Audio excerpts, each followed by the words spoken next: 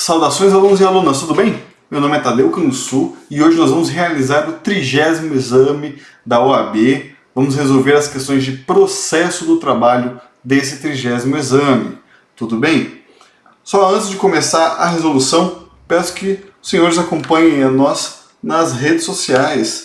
Então, estamos aí no Instagram, professor Tadeu Canguçu, e também no Instagram Os Tribuneiros, tudo bem? E os vídeos serão disponibilizados na íntegra aí no YouTube. Lembrando que temos vídeo no /Os Tribuneiros.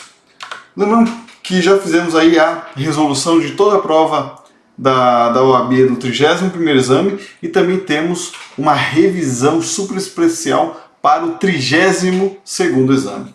Beleza? Então, siga conosco e vamos para a questão 76 do 30º exame, tá? Aqui nós vamos ler a questão, deixar o tempo para vocês responderem, responder a questão e aí sim tratar dos fundamentos legais. Tudo bem? Então, vamos na tela. A questão 76, que é a primeira questão do 32º exame, do 30º exame, diz: o juiz, em sede de execução trabalhista, intimou a parte para cumprir despacho, determinando que o exequente desse seguimento à execução, indicando os meios de prosseguimento na execução, já que não foram encontrados bens no patrimônio do réu. Com fundamento na legislação vigente, assinale a alternativa correta. Pois bem, então estamos aqui diante de uma execução. O processo já passou por toda a fase de conhecimento, se teve recurso, já tramitou todos os recursos e transitou em julgado a decisão. Após o trânsito em julgado da decisão, temos a fase de liquidação, que é a preparatória da execução, e aí sim, efetivamente, o começo da execução, que é a expedição do mandato de citação, avaliação e penhora. Feito esse mandato que inaugura oficialmente, né, o processo de execução, a fase de execução, o autor apresenta ali meios de tentativa de execução. Pede, de repente, a penhora de algum veículo, ou se tem alguma conta bancária, enfim. Não sendo possível encontrar bens, o processo fica parado. No caso aqui, o juiz despachou. Parte autora: manifeste-se, não encontramos bens. Dessa fase de não encontrar bens na parte da execução, o que o autor faz, o que o autor não faz, quais as consequências, essas são as perguntas da prova. E veja como é prática a questão. A questão te colocou aqui numa situação em que você é advogado do devedor. Perdão, advogado do credor. O que você faz para buscar bens do devedor? Vamos lá. Letra A. O processo ficará parado aguardando a manifestação do exequente por período indefinido de tempo? B. A declaração de prescrição somente poderá ocorrer por requerimento da parte contrária? Letra C. A prescrição intercorrente ocorrerá após 2 anos se a parte não cumprir o comando judicial?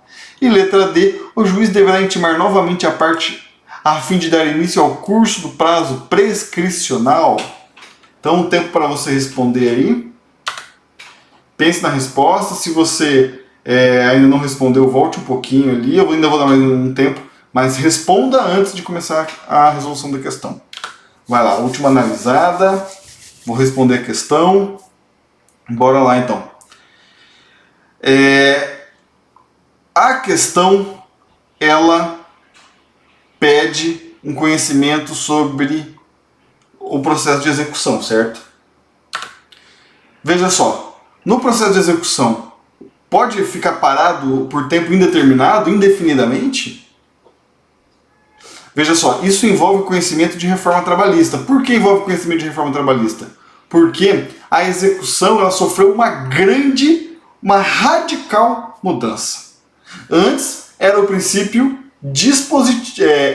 é o impulso oficial que era a tônica aí do regra geral no processo do trabalho. Ou seja, transitou em julgado, automaticamente a vara do trabalho começa a execução. Agora isso é exceção. Só quem está utilizando o jus postulante, ou seja, quem está sem advogado na Justiça do Trabalho, que vai ter essa execução de ofício, por impulso oficial. Agora, vige o princípio, como regra geral, vige o princípio do princípio dispositivo na parte da execução, que significa que a parte exequente tem que pedir para começar a execução, não vai correr de ofício, certo? Além dessa mudança, que foi a principal mudança, que mudou radicalmente o primeiro princípio ali da fase de execução, nós temos também o fim de uma celeuma jurisprudencial e legislativa. O STF aceitava prescrição intercorrente. O TST não aceitava a prescrição intercorrente. Veio a reforma trabalhista e positivou, dizendo: existe prescrição intercorrente na Justiça do Trabalho e ela é de 2 anos. Então veja como é que fica a resposta. Letra A. O processo poderá ficar aguardando a manifestação de execução por prazo período indefinido? Não. B. A declaração de prescrição somente poderá ocorrer por requerimento da parte contrária? Não. Também não. Prescrição pode ser declarada de ofício. E C. A prescrição intercorrente ocorrerá 2 anos após a parte não cumprir o comando judicial de dar seguimento à execução? Exato. Questão correta, a letra C. E a letra D, o juiz deverá intimar novamente a parte para dar início ao curso do prazo prescricional? Não, já intimou para se manifestar, tem um despacho para se manifestar, não se manifestou, começa a correr a prescrição. Vamos lá, questão correta, a letra C, é uma questão de reforma trabalhista. Então, a questão questiona a prescrição intercorrente. Antes da reforma trabalhista, havia uma celeuma entre uma omissão legislativa, o TST que não entendia haver prescrição intercorrente em razão do princípio, e o STF que aceitava a prescrição intercorrente. Com a reforma trabalhista está positivada a prescrição intercorrente. Então não existia uma legislação, o TST dizia que não tinha prescrição intercorrente, o STF disse que poderia ter prescrição intercorrente no processo trabalhista. A reforma trabalhista acabou com a omissão legislativa e com a celeuma. Prevaleceu o entendimento do STF de que há prescrição intercorrente na Justiça do Trabalho. É o artigo 11A, um artigo totalmente novo. Ocorre a prescrição intercorrente no processo do trabalho no prazo de 2 anos. E a fluência inicia-se quando o exequente deixa de cumprir determinação judicial no curso da execução. Então, veja só, 2 anos parados sem movimentar o processo, prescrição intercorrente. Beleza? Então, prescrição intercorrente, acabou a sua dúvida, não tem mais dúvida. Com a reforma trabalhista, ela existe e há 2 anos após o exequente não cumprir determinação judicial. Beleza? Vamos para a próxima questão, questão 77 do 30º exame. Questão 77 diz o seguinte: em sede de reclamação trabalhista proposta por Sávio, os pedidos liquidados somaram valor inferior a 40 salários mínimos nacionais.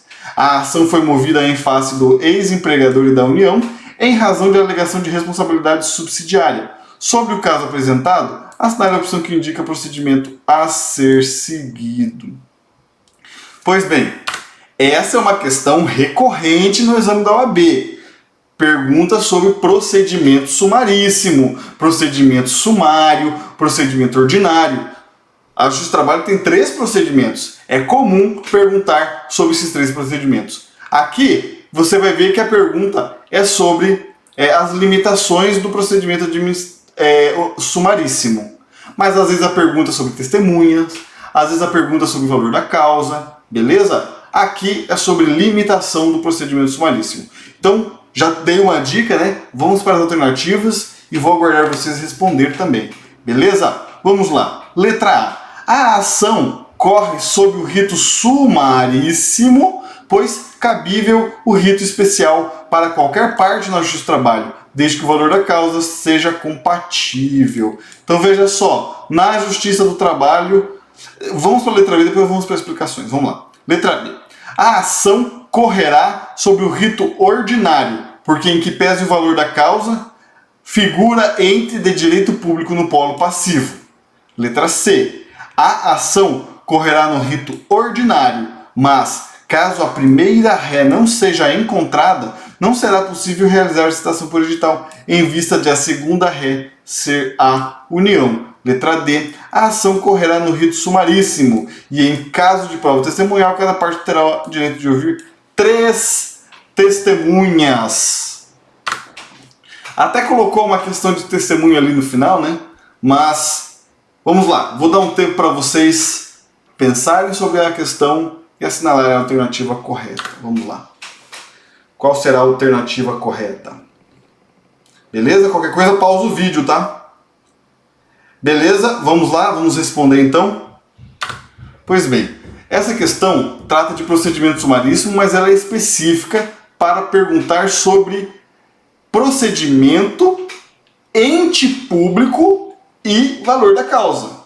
Veja só, regra geral, de 0 a 2 salários mínimos, rito sumário, de 2 a 40 salários mínimos, rito sumaríssimo, e acima de 40 salários mínimos, rito ordinário. Só no rito sumaríssimo, que exige 2 testemunhas, beleza? Só que no rito sumaríssimo não pode ser processado o ente de direito público, beleza? Então, com essa teoria na sua mente, vamos ali responder as questões. Letra A, então, a ação correrá sob o rito sumaríssimo, pois cabível rito especial para qualquer parte da justiça do trabalho, desde que o valor da causa seja compatível? Não, é valor da causa e não ser ente público, não ser pessoa da administração direta, autárquica ou fundacional, da União, Estados e Municípios. Então, letra A está incorreta. Letra B, a ação correrá no rito ordinário, ok, porque em que pesa o valor da causa, ok, o ente público figura no polo passivo. Olha só, temos aqui, ó, ex-empregador e a União. Ex-empregador e a União. Só pode, então, correr no rito ordinário. Beleza? C. A ação correrá no rito ordinário, ok, mas caso a primeira ré não seja encontrada, não será possível realizar a citação por edital em vista da segunda ré ser a União. Errado. Aceita notificação por edital. E D. A ação correrá no rito sumaríssimo. Não. E também não é 3 testemunhas, então a letra D tinha 2 erros. Beleza? Vamos para os fundamentos legais? Olha, não é questão de reforma trabalhista, tá? Foge um pouco a regra desses últimos... Na última OAB, Trabalho para o Seu Trabalho, 80% das questões são reforma trabalhista. Essa aqui é uma das que não são. Foge um pouco a regra, beleza? Então, olha só, não é questão de reforma trabalhista. Mas vamos lá. Mas a questão trata das limitações do procedimento sumaríssimo, pois apesar de ser o rito para as causas de 2 a 40 salários mínimos, não pode ser movida em face de entes públicos da administração direta, autárquica e fundacional, fundações de direito público, fundações públicas de direito público. Sendo a União administração direta, ainda que a causa tenha de 2 a 40 salários mínimos, o rito obrigatoriamente deverá ser o ordinário. Olha o artigo 852. Os dissídios individuais, cujo valor não exceda 40 vezes o salário mínimo vigente na data do ajuizamento da reclamação, ficam submetidos ao procedimento sumaríssimo. Ok? Regra geral, 40 vezes o salário mínimo. Mas estão excluídos do procedimento sumaríssimo, ou seja, só serve o rito sumário ou rito ordinário quando a parte é administração pública direta, autárquica e fundacional. Então, entes públicos não podem sobre o rito sumaríssimo. Beleza? Vamos para a próxima questão. Questão 78 do 30º exame. Veja só um parênteses da questão anterior do rito, do procedimento. Vou repetir, cai muito em prova. Estude bem os procedimentos e os ritos na Justiça do Trabalho, beleza? Vamos então para a próxima questão. No decorrer de uma reclamação trabalhista, transitou em julgado e que se encontra em fase executória, o juiz intimou o autor para apresentar os cálculos de liquidação. Veja só, estamos aqui antes de começar a execução, certo? Na fase de liquidação, beleza? Então fique atento. Ainda que a questão fale fase executória, a liquidação não é a execução em si. Ela é uma preparação, é a última preparação aí para começar a execução. Porque a execução começa com o mandado de citação, avaliação e penhora, beleza? Então vamos lá. O juiz intimou o autor para apresentar os cálculos de liquidação respectivos, o que foi feito. Então o autor apresentou cálculos. Então o juiz determinou que o cálculo fosse levado para o setor de contadoria, para a conferência, tendo o calculista confirmado que os cálculos estavam adequados e em consonância com a coisa julgada. Diante disso, o juiz homologou a conta e determinou que o executado depositasse voluntariamente a quantia sob pena de execução forçada. Então, a autora apresentou, contador do juízo confirmou, já foi para o depósito, por o pedido de depósito da quantia, por pagamento da quantia. Diante dessa narrativa e dos termos da CLT, assinala a alternativa correta. Letra A. Equivocou-se o juiz porque ele não poderia homologar o cálculo sem antes conceder vista ao executado pelo prazo de 8 dias? Correta. A atitude do magistrado porque as contas foram conferidas e foi impressa celeridade ao processo do trabalho, observando a duração razoável do processo? C. A lei não fixa a dinâmica específica para a liquidação. Daí porque cada juiz tem a liberdade de criar a forma que melhor atenda aos anseios da justiça. E letra D. O juiz deveria conceder vista dos cálculos ao executado e ao INSS pelo prazo de 5 dias úteis, pelo que o procedimento adotado está errado. Então vamos dar um tempo para você resolver. Pausa o vídeo se for o caso, tá? Vamos dar o tempo aí para você resolver. Qualquer coisa volta aí. A gente vai dar um tempo aí para você analisar a questão. Veja só. Então analise a questão aí. Analise a questão. Qual será a alternativa correta? A alternativa correta é a letra A. Letra A é a correta. Equivocou-se o juiz porque ele não poderia homologar o cálculo sem antes conceder vista ao executado pelo prazo de 8 dias. Tudo bem? Então olha só. Os cálculos estavam adequados, beleza. O juiz homologou a conta sem intimar a parte contrária. Então tinha que ter homologado depois de conceder vista ao auto. Olha só, ele não poderia homologar o cálculo sem antes conceder vista. Então, o autor falou, a contadoria falou, o juiz tinha que ter dado o cálculo aqui logo após o autor apresentar. O réu não se manifestou, então o procedimento foi inadequado. Beleza? A letra B está incorreta, porque ainda que tenha impressa celeridade, não foi ouvida a parte. O juiz, apesar de ter liberdade na condução do processo, ele tem que respeitar a legislação. Então, se a legislação determina que tem que ter a intimação antes da homologação e o juiz não observou, está errado, certo? Então a letra C está errada também. E a letra D, não tem esse prazo e não tem o INSS por enquanto, beleza? Então vamos lá. Não é questão de reforma trabalhista, tá? É uma questão sobre liquidação de sentença e a banca quer saber se o procedimento relatado está correto. Pois bem, olha o que diz o artigo 879. Sendo ilíquida a sentença exequenda, ordenar-se-á previamente a sua liquidação, que poderá ser feita por cálculo ou por arbitramento por artigos, tá? No caso aqui foi feito por cálculos, tá? Então, a CLT determina que a sentença seja feita de forma líquida, mas na prática a maioria das sentenças são ilíquidas. Quando a sentença for ilíquida, o procedimento é que faça-se a liquidação. E a liquidação apresente o cálculo 1, manifeste-se sobre o cálculo outro, é possível nomear perito, é preciso nomear contadoria da vara para analisar os cálculos, fechou todas as contas, todo mundo se manifestou, o juiz homologa um determinado valor e aí sim começa a execução, beleza? Pois bem, então esse é o procedimento. Sendo ilíquida, vamos para a liquidação por cálculos. E olha o que diz, as partes deveriam previamente ser intimadas para a apresentação do cálculo de liquidação, inclusive contribuição previdenciária. Então, partes, me mostre os cálculos, cada um pode fazer o cálculo. Elaborada a conta e tornada líquida, o juiz deverá abrir às partes prazo comum de 8 dias para impugnação fundamentada com indicação dos itens e valor objeto da discordância sob pena de preclusão. Então, veja só, tornada líquida, o juiz deve abrir as partes. Tornou líquida a sentença, o juiz deve abrir as partes à oportunidade de se manifestar. Beleza? E aí sim ocorre a homologação. Beleza? Então vamos lá. Isso foi sobre execução, também um assunto bem cobrado aí no exame da OAB, beleza? E no exame da OAB já se cobrou recurso na execução, já se cobrou mandado de segurança, exceção de pré-executividade, enfim. São vários assuntos aí da execução, tá? Não deixe de estudar a execução completa, beleza? Aqui é o princípio, né? É a fase preparatória, é a liquidação. É logo antes de começar efetivamente a execução, beleza? Então, um tema muito importante. Então, vamos lá. Exame 30, questão 79. Vamos aí para a nossa penúltima questão. Vilma foi dispensada sem justa causa e recebeu indenização correspondente do ex-empregador.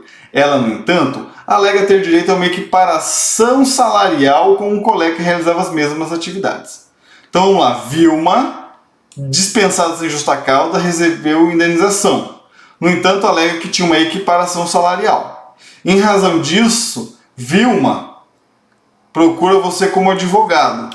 Olha como a prova é prática, assim, ela é objetiva, mas ela coloca você numa situação prática. Vilma demitida, acha que tem equiparação, procura você como advogado. O que você como advogado faz? Então vamos lá. Então, em razão disso, Vilma procura você como advogado e, com sua assessoria, dá início a um acordo extrajudicial. Certo? Então você como advogado e a sua assessoria de cálculos e tudo mais, você é um advogado já com um escritório constituído, com toda uma empregados e parcerias e tudo mais, você começa a negociação com o empregador. Então não tem justiça ainda, tá? A Vilma foi até seu escritório, você atendeu ela e começou a conversar com o empregador. Olha só, temos aqui a Vilma e tem uma equiparação salarial, tá? Olha só onde vai seguir na história. O acordo, então, é materializado em documento, especificando o valor e a identificação da parcela, sendo assinado pelas partes e respectivos advogados e levado à Justiça do Trabalho para a homologação.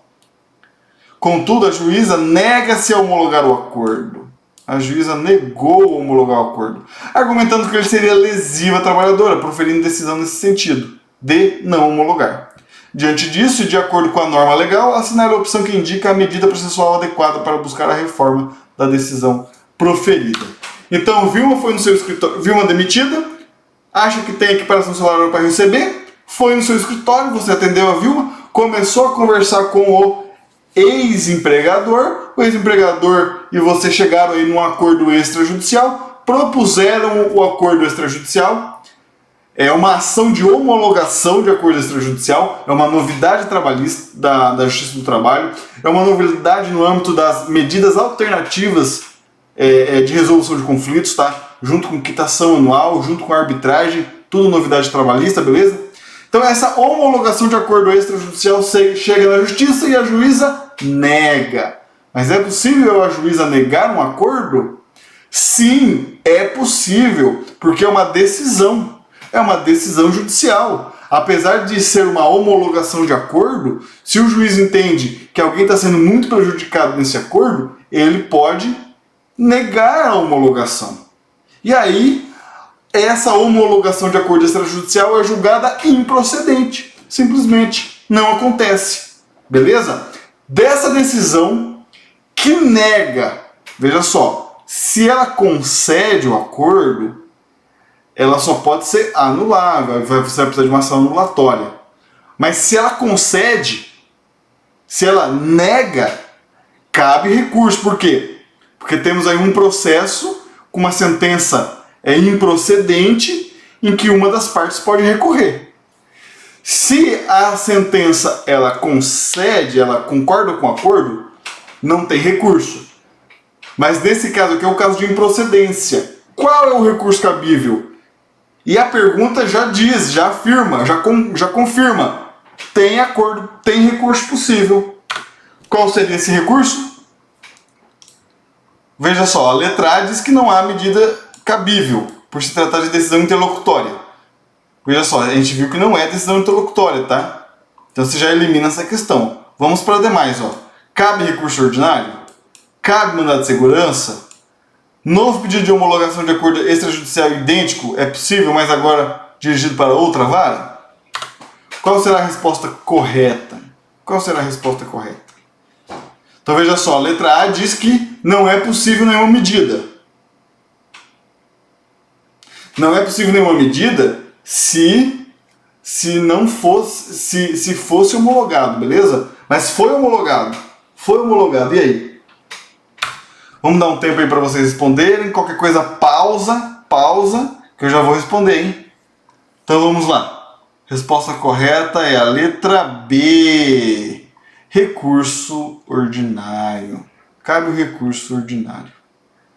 Então, temos uma decisão num processo que está na fase de conhecimento, tá? Está na fase de conhecimento, por isso não é grave de petição, por isso não é mandado de segurança, porque você tem uma decisão, não é uma decisão interlocutória, por isso não cabe mandado de segurança. Temos um recurso cabível, o recurso ordinário. Beleza? Vamos para os fundamentos legais agora, ó. Por se tratar de faculdade do juiz homologar o acordo extrajudicial, pode ocorrer do juiz não homologar. A não homologação corresponde à improcedência da ação, de modo que é cabível o recurso ordinário. Tá? Olha só. Então cabe o recurso ordinário. Não cabe, tá errado a letra A.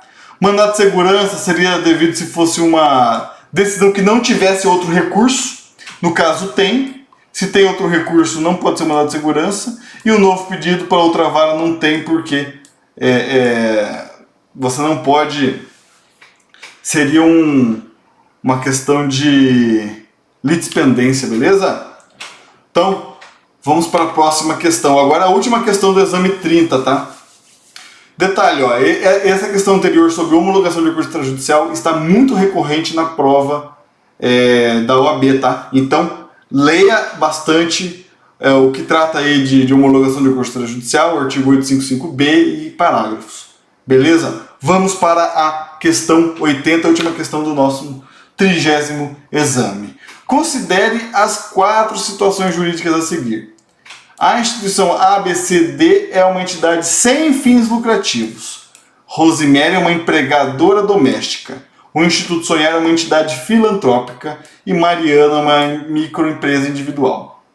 Microempreendedora individual. Considere que todas essas pessoas são empregadoras e têm reclamações trabalhistas ajuizadas contra si, e que nenhuma delas comprovou ter condições de ser beneficiário da justiça gratuita. Assinale a opção que indica nos termos da CLT quem estará isento de efetuar depósito recursal. Então, novamente, na OAB caindo sobre depósito recursal, sobre preparo, quem é isento, quem paga metade, beleza? Então isso é uma questão recorrente, leia aí o artigo 899, parágrafos 9º e parágrafo 10º, tá? Questão muito recorrente em prova. Quem é isento do depósito recursal? A instituição ABCD sem fins lucrativos? E o Instituto Sonhar? ABCD e o Instituto Sonhar? Então, sem fins lucrativo e entidade filantrópica? Todos estão dispensados?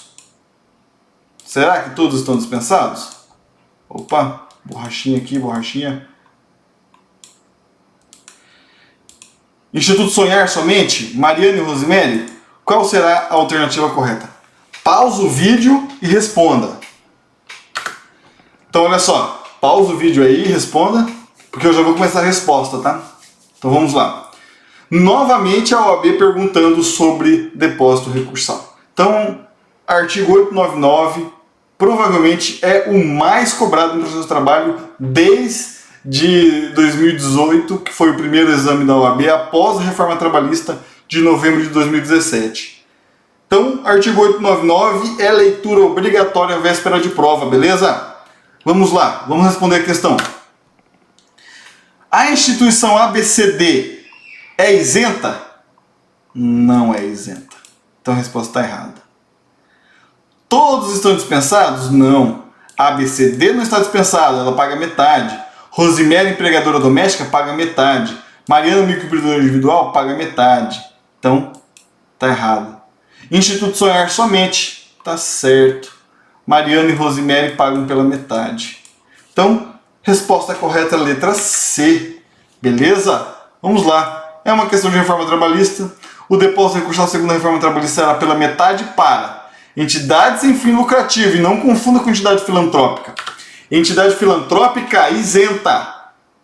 Que pegadinho de prova, sem fim lucrativo, paga pela metade, sem fim lucrativo, beleza? Filantrópica, isenta, sem fim lucrativo, paga pela metade. Então olha só, além dele, empregador doméstico paga pela metade, microempreendedores individuais pagam pela metade, microempresas pagam pela metade e empresas de pequeno porte pagam pela metade. Parágrafo 9º do 899. Por sua vez, dispensados de recolher depósito recursal são os beneficiários da X gratuita, que aí inclui a União, entidades filantrópicas, certo? E empresas em recuperação judicial. Então, ó, beneficiários, filantrópicos e recuperação, né? Além, lógico, direito público, União, Estado, municípios, Distrito Federal, autarquias, fundações públicas, certo? A massa falida e a herança jacente, o MPT, também são dispensados aí, beleza? Instituto Sonhar está dispensado. As demais da questão pagam pela metade. É pegadinha que tenta confundir quem é metade e quem é isento, beleza? Então, aqui nós encerramos nossa resolução do 30º exame, certo? Já fizemos aí algumas resoluções de provas e temos também à disposição dos alunos uma revisão super especial aí para o 32º exame. Então qualquer dúvida, entre em contato conosco, inscreva-se nos nossos canais, certo? No Instagram estamos aqui, ó, Professor Tadeu Canguçu, Os Tribuneiros. No YouTube estamos no Os Tribuneiros, onde estão disponibilizados todos esses vídeos, tá? E desejo a todos bons estudos, fico à disposição em qualquer canal aí para responder dúvidas, questionamentos, né? Faça seus comentários nos vídeos se você gostou, se não gostou, se você quer outra matéria, quer que aprofunde alguma matéria, que nós faremos aí um vídeo super especial para vocês, beleza? Então, desejo a todos bons estudos e até a próxima.